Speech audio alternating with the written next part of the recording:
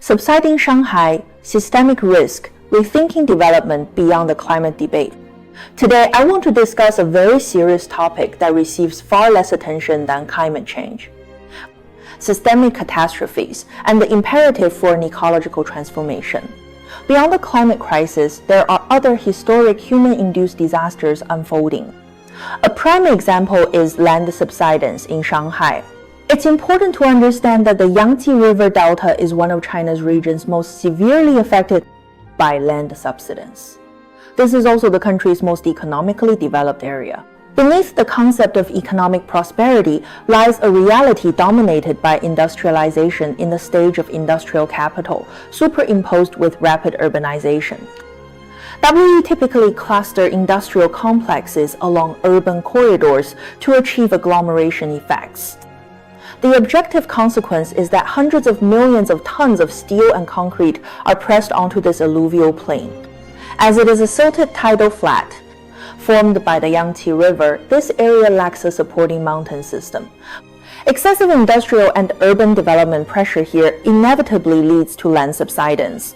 Since the area was open for trade in the late Qing dynasty, becoming a hub of early Chinese industrialization, approximately 100 years of development has led to cumulative subsidence of around 1.8 meters in Shanghai, with some districts experiencing over 2 meters. As the ground sinks, new contradictions and challenges continuously emerge. While people focus on Pacific Island nations and coastal erosion, we must pay close attention to this self-inflicted risk. To counter the impacts of this development model, we primarily rely on coastal levees to prevent seawater intrusion and large-scale groundwater injection to re-inflate aquifers and support the soft soil layers. Whether these measures are fundamental solutions is beyond our specific research scope. The point of this case is to illustrate a broader principle. As long as we adhere to the modern paradigm formed during the capitalist historical period, equating human progress with industrialization plus urbanization, we will inevitably face numerous unexpected catastrophic consequences. These may not be climatic, but they will increasingly plague us.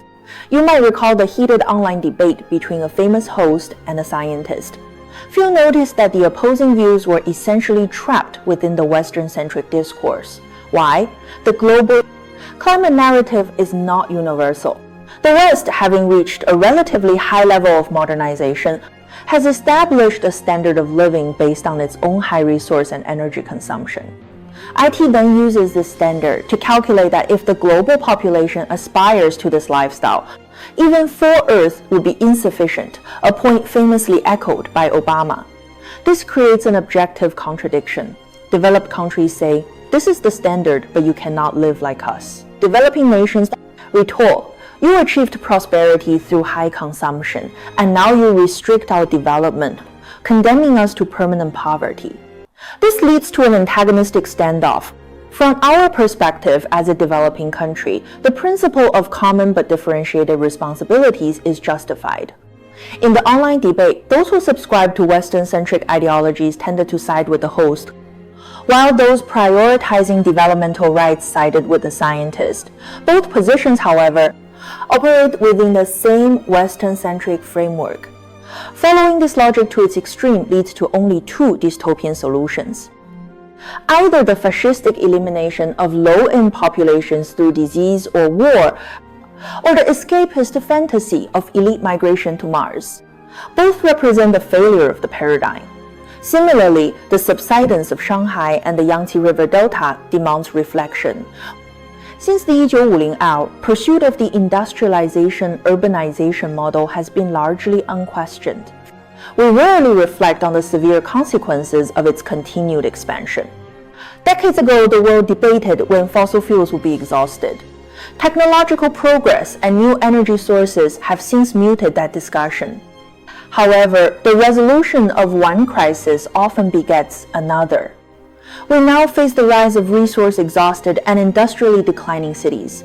When a dominant industry collapses due to depleted resources or international competition, the social fabric suffers immensely. The U.S. offers classic examples. Pittsburgh's steel industry declined, leaving quiet streets. Detroit's auto industry collapsed, leading to widespread unemployment and social decay. In China, this challenge is already real. According to the State Council's National Sustainable Development Plan for Resource-Based Cities, there are 262 resource-based cities in China, 67 of which are classified as declining. These cities face severe social and economic pressures. Therefore, whether it is land subsidence, climate deadlock, or industrial decay, these are all symptoms of the same disease. Our pathological dependence on the radical developmentalism of industrial capitalist urbanization, this model enshrined as the only path to modernity, has created a powerful global system of thought, theory, and education. While generating immense wealth, it is now producing a fierce backlash against its own ecological and social foundations. Our task is not merely to apply technical fixes to climate change or industrial decline. We must engage in a profound, thorough rethinking of the entire concept of development itself.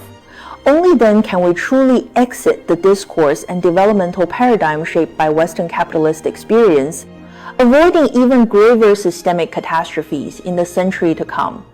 This is the unavoidable intellectual and practical responsibility of our generation.